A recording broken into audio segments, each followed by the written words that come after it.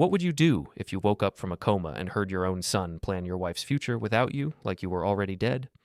How do you stay calm when your child treats you as a burden and your life's work as his property? This is how I pretended to sleep, walked out of the hospital with my wife, and turned their plan into a lesson they will never forget. Before we dive deeper into this story, I have one small request.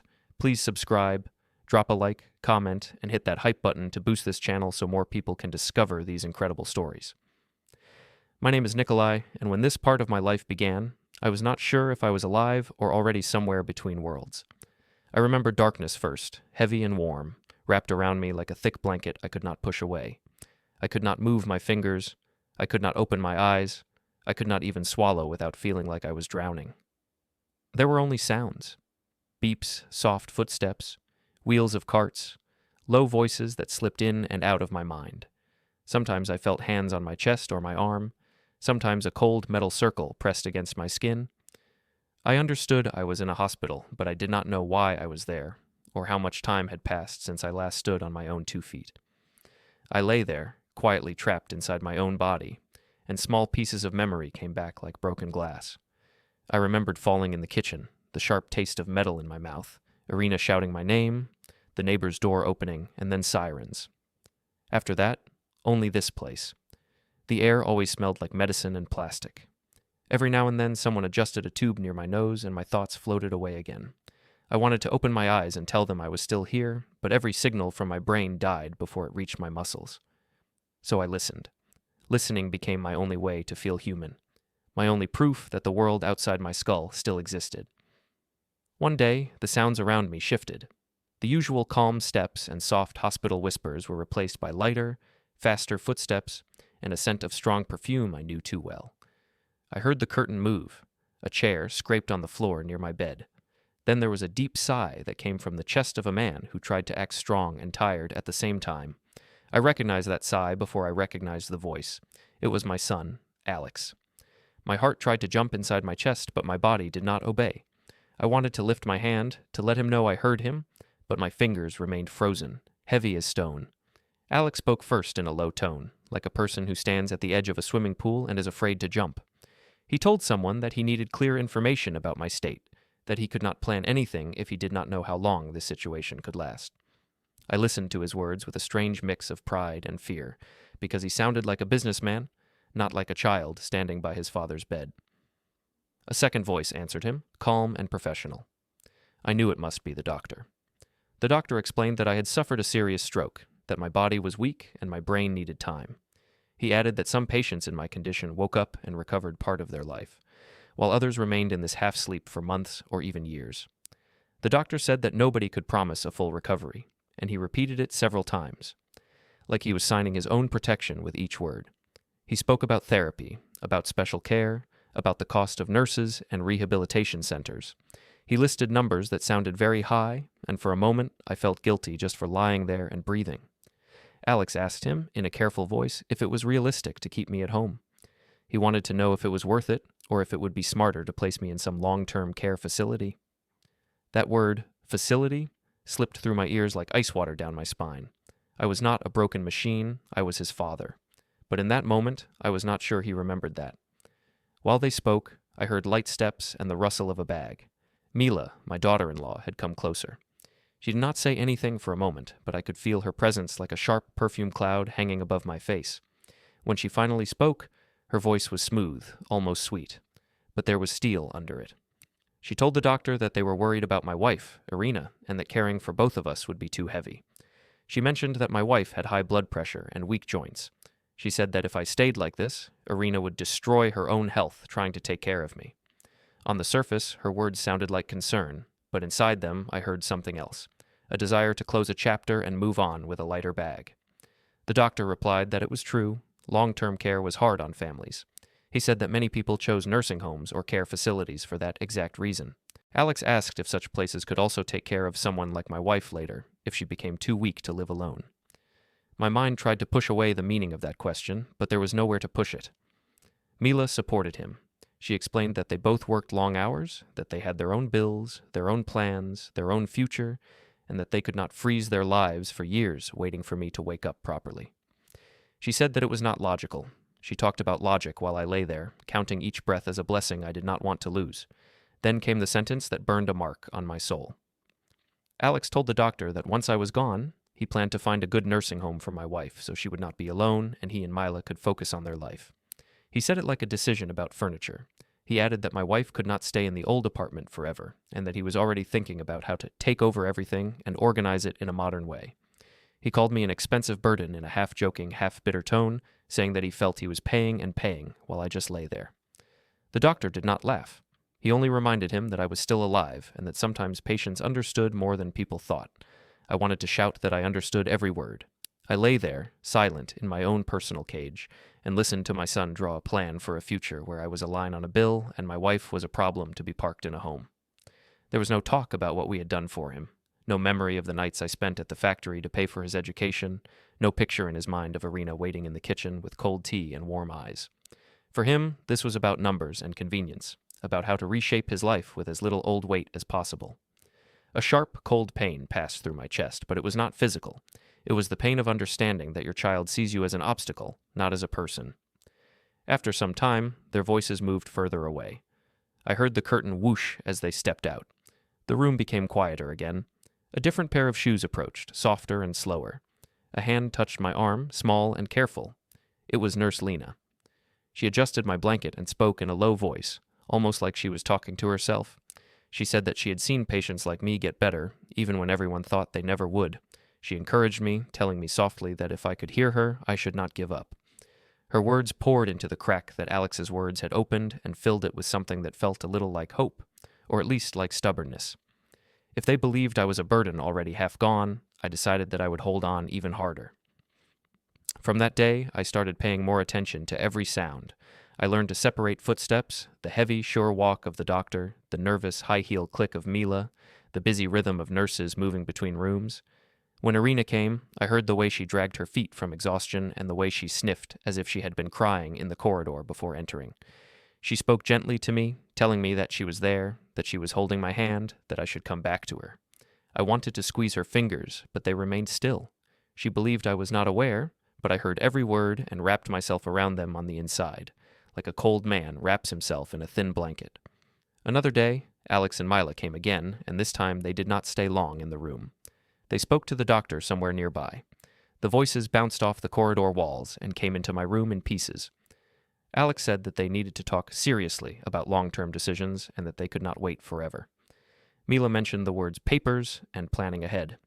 The doctor reminded them again that cases like mine could change slowly and that sudden decisions could damage family relationships. Alex replied that he was simply being realistic, that he had to think about his own future and about my wife's care. He said that someone had to be the adult. Those words cut deep because I had spent my entire life being the adult in every room, and now my son used the same idea to erase me. I heard chairs move in what I guessed was the doctor's office. Cups touched a table. The conversation grew quieter, then louder, as if they leaned over documents. I could not hear the exact terms, but I understood one thing. They were making plans without me, about me and my wife. The doctor finally said that he would prepare some information for them, maybe print out options so they could look at them at home. Alex answered that they would meet again tomorrow in the doctor's office to go over everything in detail. Right after that, from somewhere in the corridor, I heard a printer start to work, the heavy mechanical sound of paper being pulled and stamped with ink, like the machine was already writing the first lines of a life where I did not exist. Lying in that bed with the printer noise still echoing in my head, I could not stop myself from walking back through my life in my mind. When you cannot move your body, your memories become your only way to walk anywhere. I thought about how we had reached this point, how the boy I held in my arms on his first day in this world had become the man discussing nursing homes and inheritances while I lay still. To understand that moment, I had to remember the long road behind it, all the small choices that shaped Alex and us into who we were now. I grew up poor, in a small apartment with walls so thin we could hear the neighbor's radio clearly. My father worked at a factory and drank away his weekends. My mother sewed clothes for other people. When I was young, I promised myself that my children would not hear their parents whisper about unpaid bills at night. I left school early and took any job I could get. I cleaned, lifted, delivered, repaired. Later, I got into a small mechanical workshop and discovered that I loved machines. I liked how honest they were. If you treated them right, they worked. No mood swings, no pride, just cause and effect. Over time, I saved enough money and took a loan from a friend to open my own small workshop. Those early years were hard. I came home many nights after midnight, covered in oil and metal dust, my hands shaking from tiredness. Irina would still be awake most of the time, waiting with tea and sometimes a plate of food kept warm under a small metal lid. She never complained.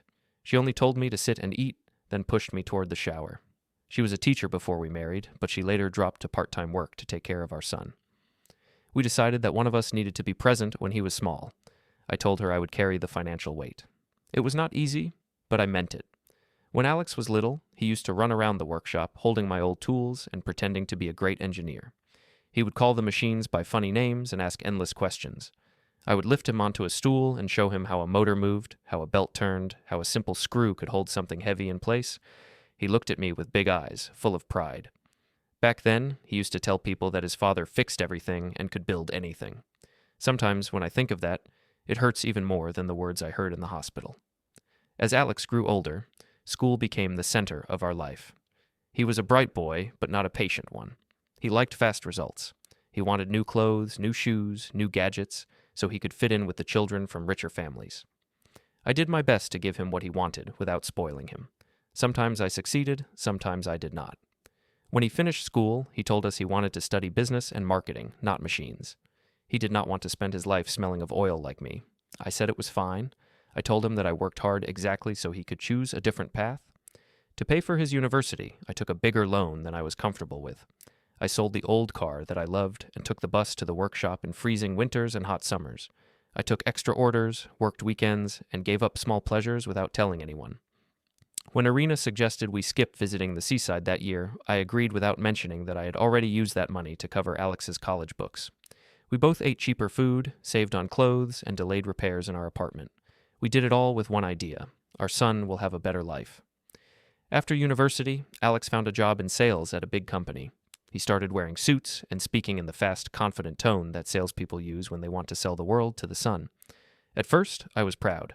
I watched him move from cheap shirts to expensive jackets, from secondhand shoes to shiny leather ones. He would come to our apartment and talk about targets and clients and bonuses. I did not always understand the details, but I smiled and listened. I thought he remembered who helped him reach that position. When he met Mila, everything changed faster. She was pretty, modern, always on her phone, always taking photos of food and decorations and herself. She worked in social media for a company, and her world was full of images, brands, and impressions. At first, she was polite to us. She called Irina Mama and brought small gifts: candles, chocolates, a scarf. But slowly, small comments appeared in her speech like tiny needles. She would say that our apartment felt very Soviet and laugh. She would tell Alex they needed to upgrade their family image if they wanted to move forward. When they married, they moved to a modern condo in a different part of the city. The first time we visited, I felt like I had stepped into a magazine. Everything was white and gray and gold. There were big mirrors, glass tables, and chairs that looked beautiful but felt hard when you sat on them. On the wall, there were 3 large photos of Alex and Mila hugging each other in matching clothes. There were no photos of Alex as a child, no pictures of all of us together. Our existence was not part of their new style. During that first dinner, I noticed that Alex spoke to me differently. He explained things slowly, as if I could not understand basic terms. When I made a small joke about the strange modern art on the wall, he looked embarrassed and changed the subject. Later, after we went home, Irina told me she had felt out of place. She said that Mila kept looking at her dress like it was a museum piece. We laughed it off, but a quiet worry stayed in the air between us. Over the years, the distance between our world and theirs grew. Whenever they visited our old apartment, Mila would arrive with the same polite smile, but wrinkled her nose at the smell of cooked cabbage or fried onions, the food we had always eaten. She advised Irina to declutter and offered to help throw away old things, including some of my tools and boxes of papers from the workshop. Irina protected my things, but each visit felt like a small inspection where we failed. Alex started giving little speeches about modernization. He suggested many times that we should sell the old apartment and move to a smaller, newer place near their condo. He told me that older people had no business living in such a large place and that the money could be used more efficiently. He talked about the workshop too, saying that small manufacturing was dead and that we needed to sell it while it still had some value. He liked to remind me that his corporate salary was higher than my monthly income, and he said it as if money was the only measure of worth. Irina always tried to translate his words into something softer. She would say that he was just worried about us, that he was trying to protect us. She said that young people were different, more direct, more focused on numbers. I wanted to believe her, but each time we left their condo, my chest felt heavier, like someone had placed a rock inside it. On the bus ride home, I would watch Irina look out the window with tight lips, and I knew she was thinking the same things, but did not want to say them out loud. One afternoon, I sat with Irina and our neighbor, Mrs. Antonova, on the bench in the courtyard. The buildings around us were old and tired, but the trees were green and the air smelled of dust and grass. We spoke about health and grandchildren and prices. At some point, Irina mentioned that Alex and Mila wanted us to move or to sell the workshop. She tried to sound neutral, but her fingers twisted the edge of her scarf. Mrs. Antonova listened quietly and then said, in her slow, serious voice, that children who talk about their parents like financial projects usually do not stop by themselves. She said that respect is not automatic, even inside a family, and that sometimes old people must protect themselves from their own blood. Her words stayed with me. I did not argue with her, but I also did not say I accepted them. Deep down, I still hoped that Alex would remember where he came from. I told myself he was just stressed, that he spoke about money because his work taught him to see everything in numbers. I told myself that once he had his own child, he would understand what it meant to sacrifice. I believed that becoming a father would make him look at me differently, and that hope kept me calm when he said things that hurt. It was easier than admitting that he might already have made up his mind about us. Slowly, small humiliations turned into a pattern. We would invite them for dinner, and they would cancel at the last minute because something more important came up. When they did come, they were always in a hurry, checking their phones, leaving early because of some event or meeting. On my birthday, Alex brought me a fancy watch I did not need, and then spent the whole evening explaining its brand and price to his friends instead of talking to me. When I tried to show him a small improvement I had made to a machine in the workshop, he smiled politely and said that those things were from another era. I remember one evening clearly. We were at their condo with a few of their friends, young couples with perfect teeth and perfect clothes. The conversation turned to parents, to old people, to the weight of responsibility. One of their friends joked that parents are like old buildings, expensive to maintain and impossible to move. Everyone laughed. Alex laughed too. He said that at some point you have to choose between investing in your future or pouring money into the past. I sat there with a glass in my hand and looked at him, trying to recognize the boy who used to follow me around the workshop. I could not find him in that sentence. Near the end of that evening, one of their friends turned to me and asked how long I planned to keep working at the workshop. Before I could answer, Alex said that it did not really matter, because once I was done, he would handle everything and make it profitable at a completely different level.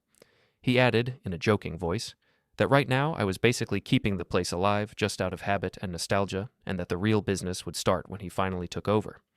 He called me replaceable in front of everyone, saying that in business you always need a plan for when the old manager can no longer continue. The room laughed, but one guest looked at me with a small frown, as if he realized the joke had gone too far.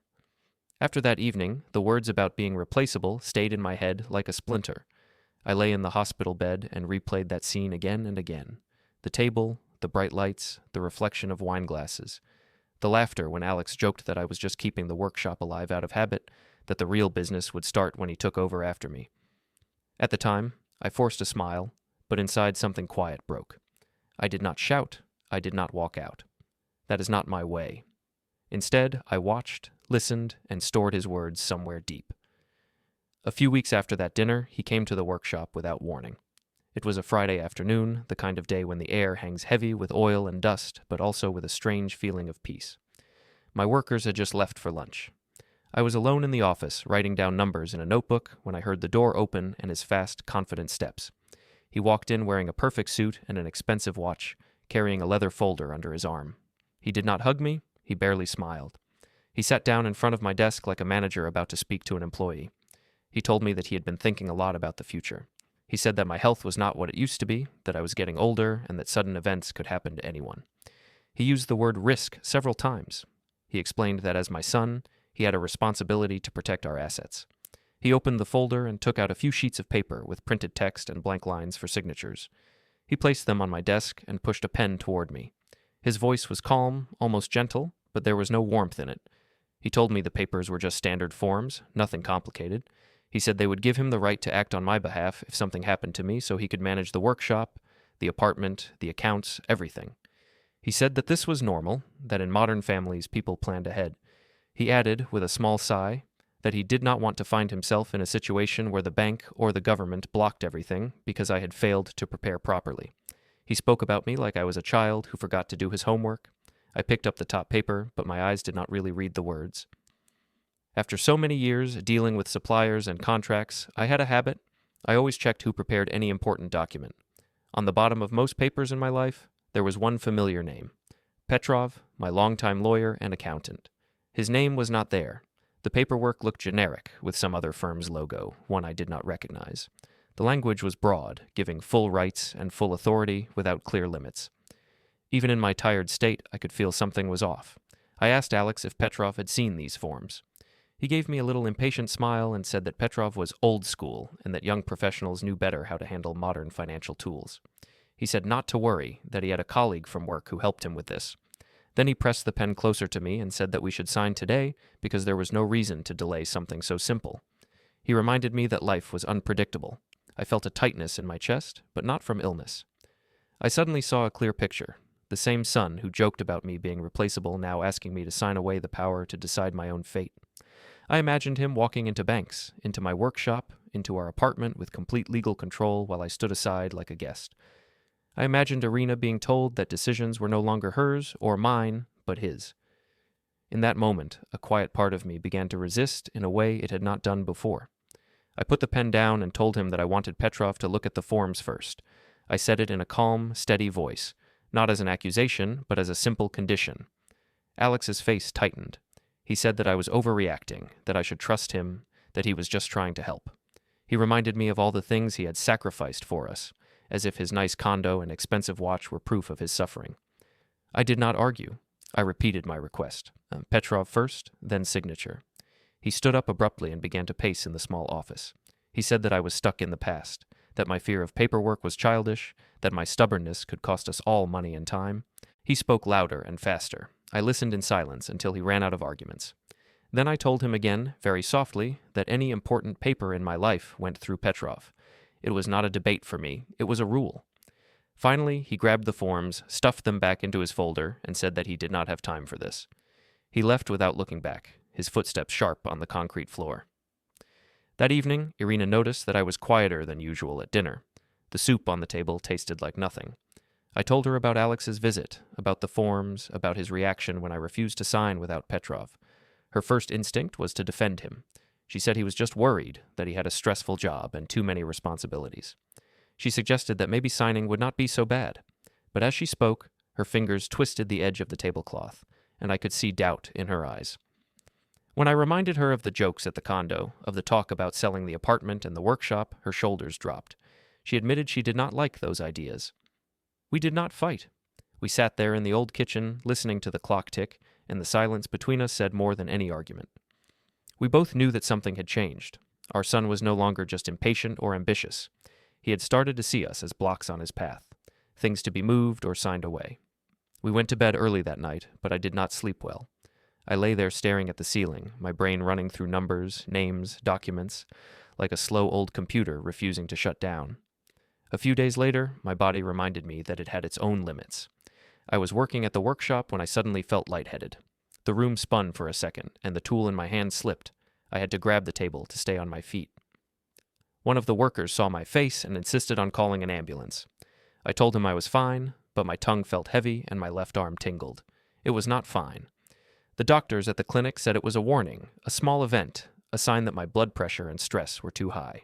They told me to rest, to take pills, to avoid overwork. When Alex heard about it, he did not come to the workshop. He called Irina instead and told her that this was exactly what he had warned us about. She repeated his words to me later. He said that my health was now officially a risk, that we needed to take serious steps, that he would not wait forever. He framed it like concern, but every sentence had the same direction. More control in his hands, less in ours. Mila, according to Irina, supported him fully. She kept saying that we had to accept that we were old and that the smart thing was to let the younger generation handle everything. That week, when my dizziness settled a little, I went to the workshop after hours. I did not tell anyone. I walked slowly, feeling each step, and went straight to the small office where I had kept my papers for decades. I unlocked the metal cabinet in the corner, the one with the slightly bent door that always squeaked. Inside, there were folders, envelopes, and old notebooks. Some were covered in a thin layer of dust. I took them out one by one and placed them on the desk. There were property deeds for the apartment, old and new, each stamped and signed. There were documents showing that the workshop belonged fully to me, not to Alex, not jointly, only to me. There were contracts with suppliers, bank statements, and tax records. And there were also a few items that I had almost forgotten about. One was a thin folder from many years ago, from a time when I had thought about moving abroad when the country went through another difficult period. Inside, there were notes from Petrov about possible immigration paths, based on my grandmother's roots in another country. We never used them back then, but we kept them in case. Another was a letter from Petrov summarizing how we had arranged our affairs when Alex started university, where the loans were, whose name was on what, how to protect the workshop if anything happened to me. As I read those old lines, written in Petrov's careful hand, something inside me settled. I realized that Alex could talk all he wanted about taking over, but the reality on paper was different. The house, the workshop, the savings we had managed to gather over decades, all of that was anchored to my name. None of the documents gave Alex automatic rights. Without my clear legal consent, he could not simply step into my place. I had done this on Petrov's advice long ago, not because I feared my son, but because I wanted to protect my family from outside trouble. Now I saw that the danger might come from inside. I sat alone in that office for a long time. The only sounds were the hum of the old fridge and the occasional car in the street outside. I ran my fingers over the edges of the folders and thought about power. Not the loud, shiny power of big salaries and fancy suits, but the quiet power of signatures, of names on lines, of stamps and seals. I understood that for all his confidence, Alex had built his plans on an assumption, that I would sign whatever he placed in front of me. Without my signature, his castle was made of air. That night, as I locked the cabinet and prepared to leave, the sky outside had turned dark and heavy. A storm was rolling in. When I stepped out of the workshop, wind pushed at my back, and the first drops of rain hit my face. I walked home slowly, my body tired, but my mind strangely clear. At home, Irina had already made tea. We sat together, and I told her that I had checked our documents and that nothing had changed without us. I told her that everything was still in our hands. She looked relieved, but also scared. She asked what we should do now. I said we would not rush. We would think, watch, and be careful.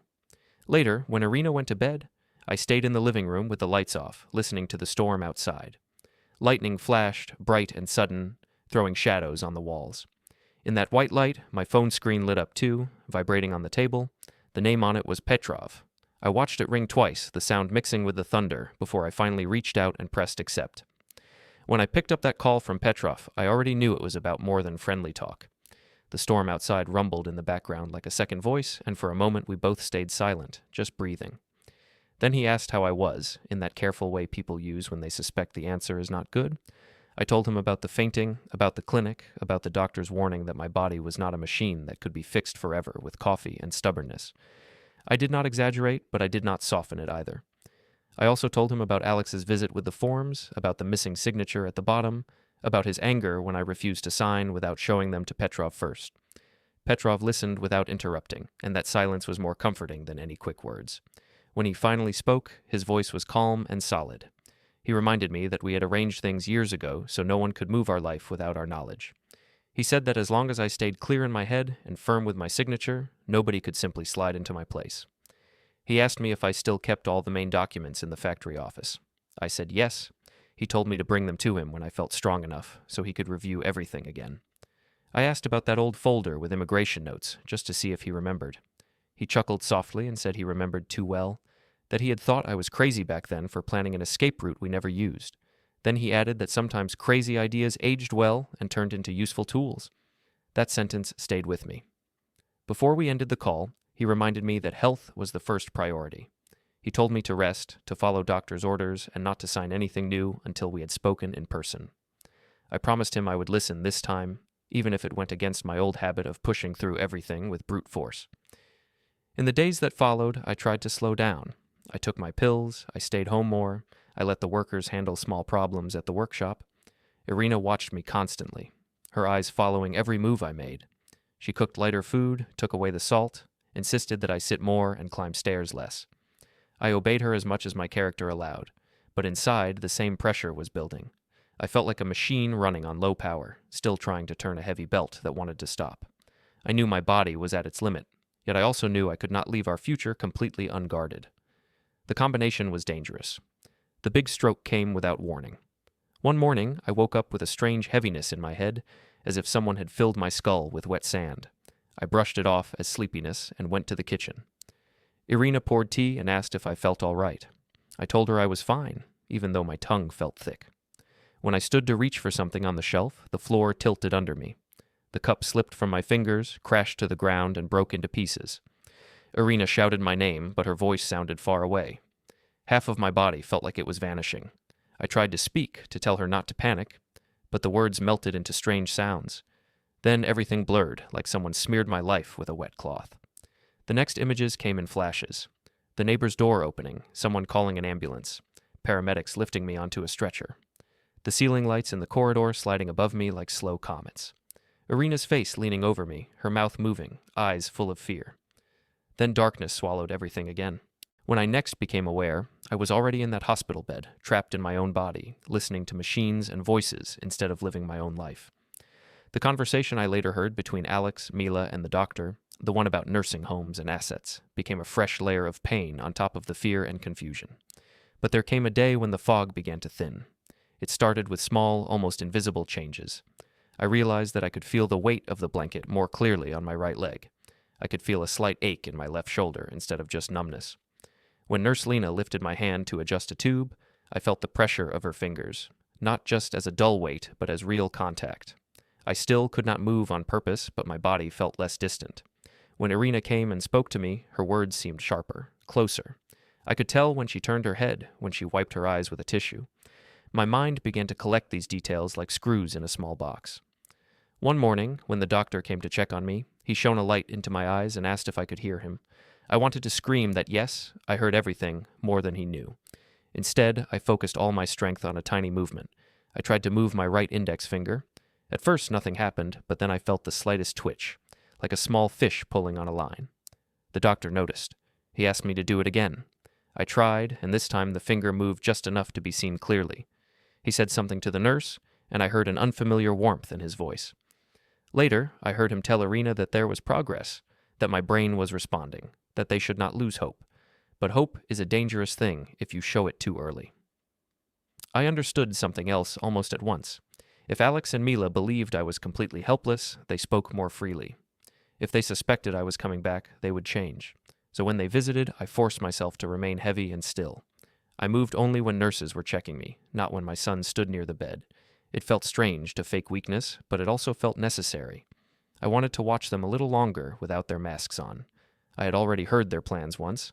I needed to see what they would do next. A few days after I first moved my finger, Irina came to my bedside with a different kind of energy. She sounded nervous and hopeful at the same time. She told me that the doctor had suggested a small evaluation to see if I could handle short sessions out of the bed with assistance. She explained that they might move me briefly to another part of the hospital, or even, for a few hours, out of the building for formal papers about my condition. I understood immediately what that could mean. If I left the ward even for a short time, I could maybe see Petrov. That afternoon, while Alex was at work, Irina spoke quietly to Nurse Lena in the corridor. I could not hear every word, but I caught enough to understand the idea. There were disability benefits to register, forms to sign, and the hospital needed someone to confirm my identity and condition in front of an official or a lawyer. The doctor suggested that if we already had a family lawyer, he could help with the process. Irina mentioned Petrov's name, and I felt something like a spark in the dark. The system that wanted to turn me into a file was now offering me a bridge to the man who knew where all my real papers were.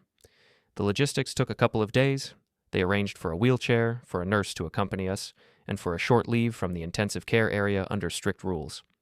When the day came, they moved me slowly, carefully, through corridors that smelled of disinfectant and boiled vegetables. The lights were too bright after so long in one room. People passed by, some glancing at me with quick pity, others not looking at all. Irina walked by my side, holding the edge of the wheelchair with both hands. Her palms were damp with nervous sweat. We arrived at a small administrative wing first, where a clerk checked some documents and stamped forms. She spoke about disability levels, about codes and categories. Irina answered most of the questions. I sat there, pretending to be more lost than I was, but my mind was sharp. After that, instead of returning directly to my bed, we were guided to a side exit where Petrov stood waiting in a simple dark coat, holding his briefcase. Seeing his face after all this time, after all the nights in the workshop and talks over coffee or vodka, almost broke my control, but I kept my expression empty, my eyes half-lidded, as if I could not fully focus. In a small side room near the entrance, they left us alone with him for a few minutes behind a half-closed door. A nurse stood outside, giving us some privacy. Petrov came close to me and spoke softly, asking if I could understand him. I moved my eyes to look directly at his and then blinked twice, slow and clear. He understood. He asked me yes or no questions and told me to blink once for no, twice for yes. It was a simple code, but it felt like being handed a tool again after months of being tied to a table. He asked if I had heard what Alex wanted at the workshop with those forms. I blinked twice. He asked if I had heard about the nursing home talk for Irina.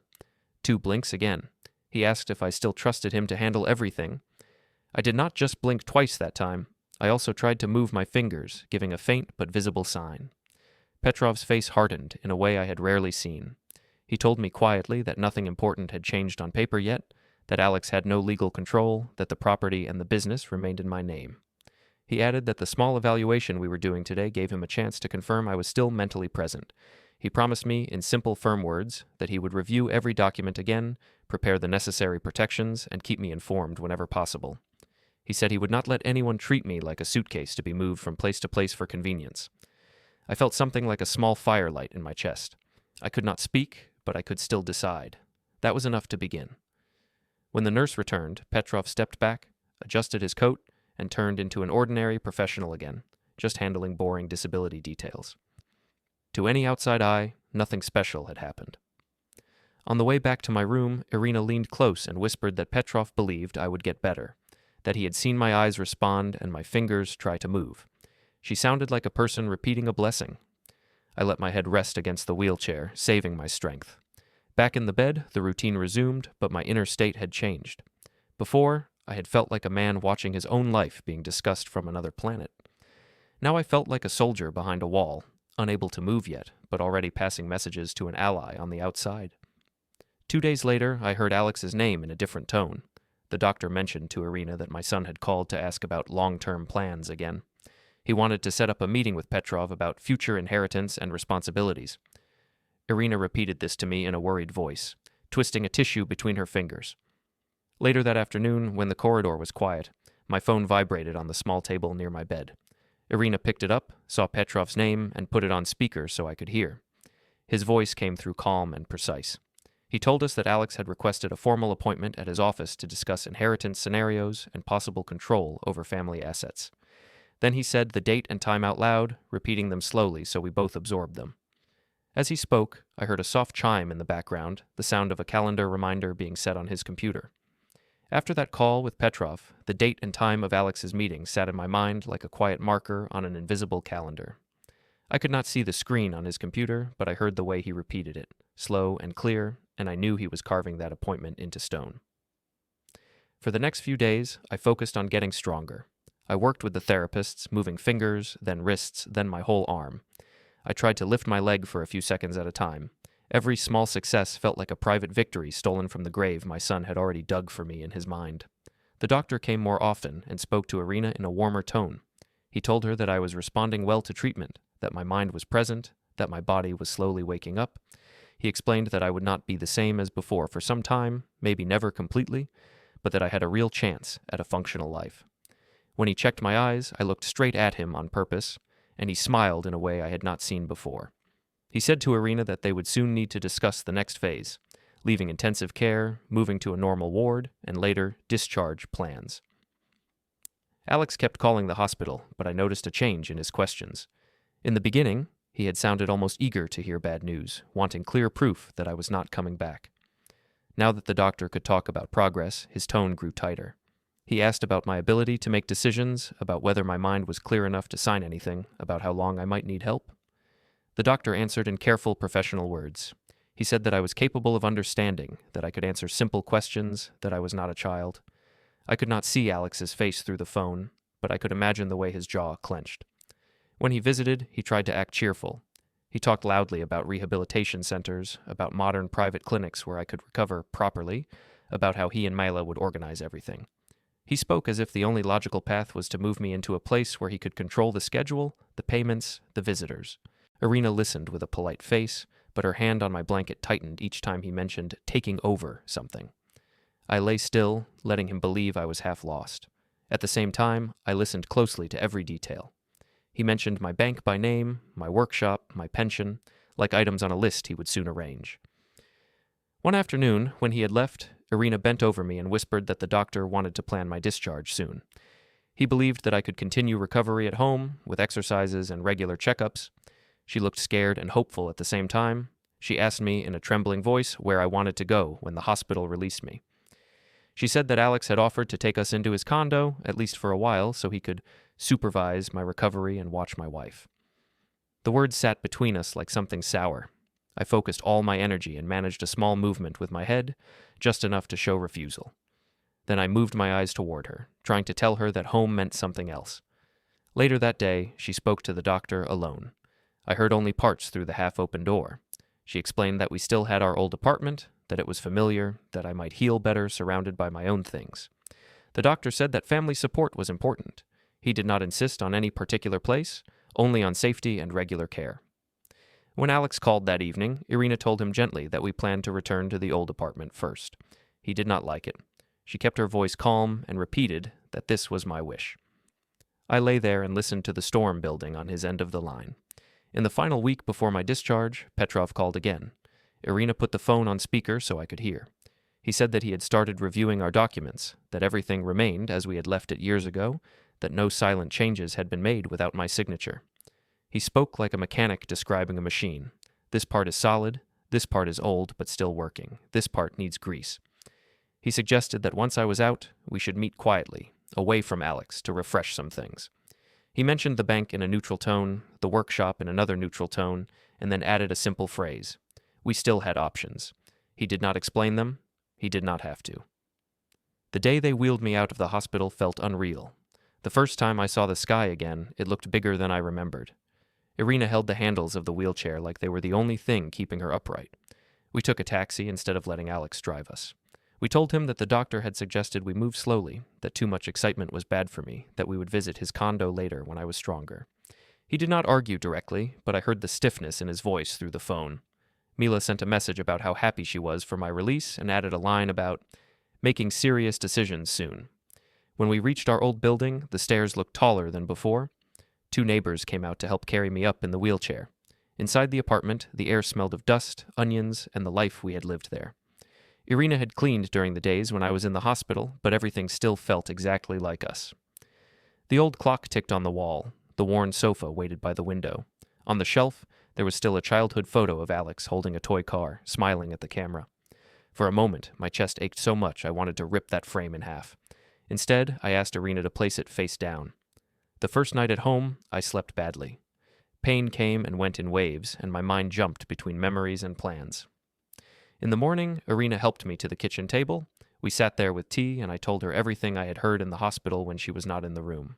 I spoke slowly, my tongue still heavy, but clear enough. I told her about Alex calling me an expensive burden, about the nursing home for her once I was gone, about his plans to take over everything. Her face went pale. She covered her mouth, then lowered her hand, and listened to the end without interrupting. When I finished, she sat in silence for a long time. Then she said that a part of her had felt this already but refused to name it. She said that she had excused his words again and again, telling herself he was stressed, that he did not mean it. Now she could not do that anymore. She looked at me with wet eyes and told me she would go wherever I decided. If I wanted to forgive, she would stand beside me. If I wanted to protect us and step away, she would stand beside me too. Hearing that, I felt both joy and grief. Our son had left the circle, but my wife stayed. The next days were a strange mix of therapy and secrets. In the mornings, Irina helped me with exercises. I learned to stand with a cane, to walk a few steps from the bed to the chair, from the chair to the window. Every movement felt like a negotiation with my own body. In the afternoons, when I was less tired, we made short trips. One day we visited the workshop.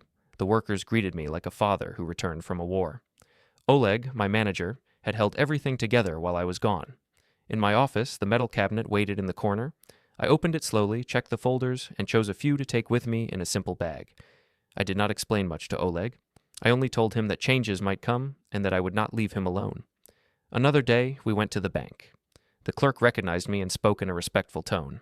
We sat in a small private room where the air conditioner hummed. I slid some papers across the table, answered a few questions, signed my name slowly with a hand that shook a little. My signature looked older, but it was still mine. Irina watched every movement, her eyes moving between the clerk's face and my hand. We did not speak about details in the taxi home. We spoke about the weather, about the price of bread. But between us, something heavy had shifted from one place to another. Soon after, we visited an office with tall shelves and a small flag on the desk. Another person checked my documents, stamped some forms, asked me to sign again. We left with a thin folder and tired legs. I could see Irina's fear in the way she held that folder, but I could also see her trust. She did not ask for every explanation at that moment. She knew that I would not move a stone without thinking about where it might fall. We went home, drank tea, and she massaged my leg while the television played some meaningless show in the background. Weeks turned into a quiet chain of actions. Petrov met with us in his office when my strength allowed it. He spread papers on the table, but he spoke more than he showed. He described possibilities in general terms, never reading out loud what each line said. He used phrases like adjusting structures and preventing misuse and ensuring independence. I listened, asked questions, nodded, and signed where needed.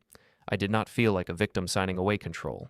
I felt like a man pulling his own keys out of someone else's pocket before they even tried to steal them.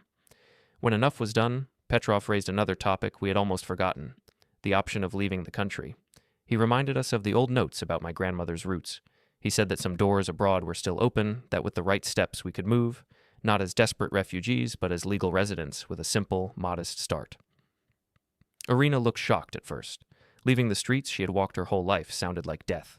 But when she thought about the way Alex talked about us, about nursing homes and assets, something changed in her eyes. She said quietly that maybe distance was the only way to be truly free without shouting. The process was not fast, but the idea once planted grew quickly in both of us.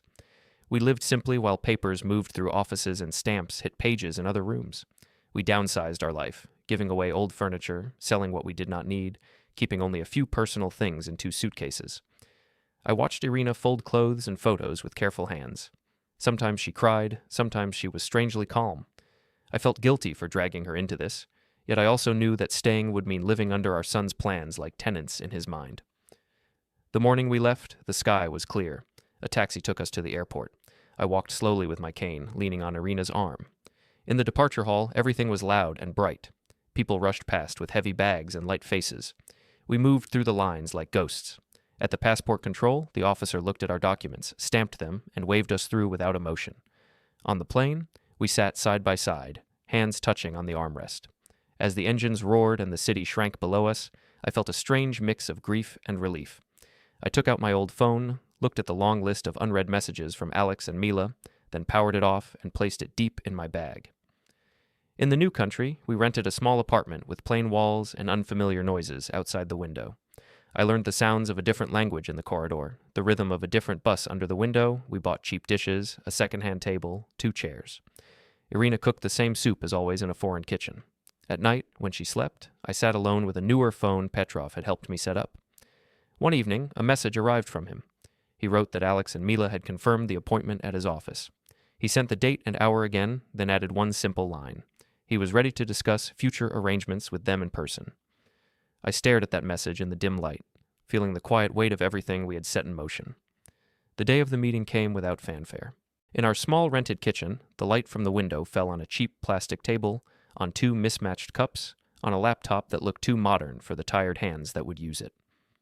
Irina moved around quietly, making tea, smoothing the tablecloth, adjusting the chair so I could sit more comfortably. Neither of us spoke much. There was nothing left to discuss. We had already made our choices, signed our papers, crossed our borders. Now it was time to watch the result arrive on the other side. When the time was near, I sat down carefully and opened the laptop. The video program blinked to life, showing my own lined face in a small square. I barely recognized myself for a moment. Irina appeared behind me, resting a hand on my shoulder. My heart beat harder than it had during any exercise. Petrov's name flashed on the screen, then his office came into view. I saw the familiar wooden shelves behind him, the same dull painting on the wall, the same solid desk I had sat at many times. The only new thing was the folder in front of him, thick and closed, like a sealed verdict. A minute later, the door in his office opened, and Alex walked in with Mila at his side. They looked exactly as I had expected, and yet strangely smaller. Alex wore a dark suit and carried a laptop bag, his movements quick, impatient. Mila's heels clicked on the floor as she entered. She glanced around the room with the habit of someone used to controlling the scene. When she noticed the camera on Petrov's desk, she straightened and adjusted her hair. Alex asked in his confident tone if I was joining the meeting on video. Petrov gestured to the screen. Alex turned, and for a moment our eyes met through the glass. His face froze, just for a heartbeat. Then he forced a polite smile. Petrov started the meeting in his usual way. He spoke about formalities, about confirming identities, about the purpose of the appointment. He asked Alex to state why he had requested it. My son cleared his throat and launched into his prepared speech. He said that given my recent health problems and my age, it was time to discuss inheritance, responsibilities, and control of family property. He explained that he wanted to make sure everything was organized to avoid confusion later. He spoke about efficiency, about long-term planning, about relieving burdens. He sounded like a man presenting a project at work, not a son speaking about his parents' lives. When he finished, Petrov nodded slowly, as if he had heard a reasonable request. Then he placed his hand on the thick folder and said that he would explain the current state of our affairs first. He opened the folder and took out a stack of papers. He did not push them across the table yet. Instead, he turned slightly so that both the people in his office and the people on the screen could see him clearly. He said that over the past months, I had personally reviewed and adjusted our legal and financial structures with his help. He emphasized that I had done so while fully conscious, fully informed, and fully capable. He began with the workshop. He explained that the business had been sold to an external buyer for a fair price, with Oleg staying as manager under the new owners. He stated plainly that the sale had already been completed, registered, and paid for. He lifted one document, showed the signatures and stamps, then placed it back. Alex blinked, confused. He interrupted to say that he had been planning to take over the workshop when I was ready to retire. Petrov replied calmly that the workshop no longer belonged to our family and that this had been my decision as the sole owner. Next, Petrov spoke about the apartment. He said that the property had also been sold and that the funds from the sale had been moved according to instructions I had given him. He added that there was no mortgage or debt attached, that the transaction was clean and final. He showed another set of papers, more stamps, more signatures. Mila leaned forward, her mouth slightly open. She asked if any of that money had been placed under their joint management. Petrov answered simply that it had not. The proceeds had been transferred to accounts outside their reach for my and Irina's benefit. Then came the part about the bank accounts and savings. Petrov explained that old accounts had been closed, new ones opened, and certain deposits moved under protective instruments that did not list Alex as a beneficiary. He mentioned, in a dry tone, that there was a limited support structure set up for our son. It would provide a modest monthly amount for a strict period, under clear conditions, mainly to ensure that no one could claim we had left him without help, but he made it clear that there was no large inheritance waiting, no easy fortune to be unlocked with a single signature. Alex tried to interrupt again. He said that this could not be correct, that he was the only child, that morally, if not legally, he had a right to control the family property. Petrov listened, then replied that the law did not operate on vague feelings of moral rights, but on signed documents. He reminded Alex that while I was alive and mentally competent, I had full control over my assets. He pointed out that there was no power of attorney signed in Alex's favor, no shared ownership, no legal role giving him authority. Every attempt to secure such a role had been either refused or never completed. Then Petrov took out an envelope and said that he had one more thing to share. He opened it and unfolded a letter. He explained that it was a letter I had written and asked him to read aloud in this meeting. My throat tightened as I watched him smooth the paper. In a steady voice, he read my words. He read how I had heard the conversations in the hospital when everyone thought I was unconscious. He read how I had listened to my son discuss my wife's future in a nursing home once I was gone, how I had heard myself described as an expensive burden, as a problem to be managed. He read how I had decided, after a lifetime of work, that I would not leave our fate in the hands of someone who saw us like that. The letter did not shout. It did not curse.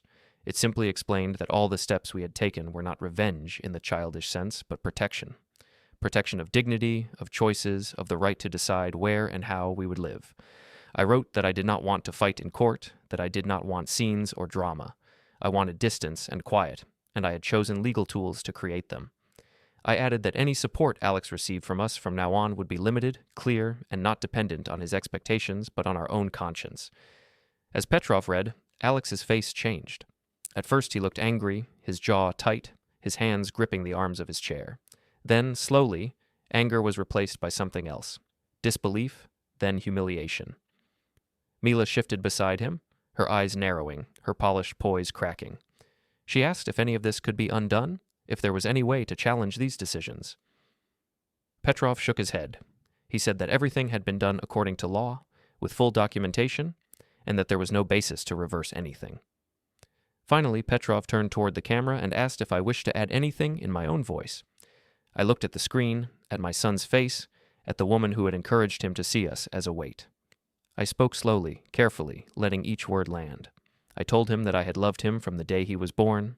I told him that love did not mean handing him my spine and my wife's future. I said that I had heard how he talked about us when he thought I was already half dead, and that those words had been enough to answer every question in my mind. I ended by saying that from this point on, our lives were separate. He would walk his road with his choices, I would walk mine with mine. There was a long silence after I finished. No one moved. Then Petrov closed the folder with a firm sound that felt like a door shutting. He told Alex that the legal explanations were complete, that the meeting had achieved its purpose. He said that any further questions would need to come through formal channels, not through vague demands. He stood up, indicating that the appointment was over. On the screen, I watched my son sit there, staring at the closed folder, his mouth slightly open, unable to speak. Mila touched his arm, but he did not react. The camera view shifted as Petrov reached forward to end the call. The last thing I saw before the screen went black was Alex's hand still resting on the table, fingers curled near documents that no longer belonged to him.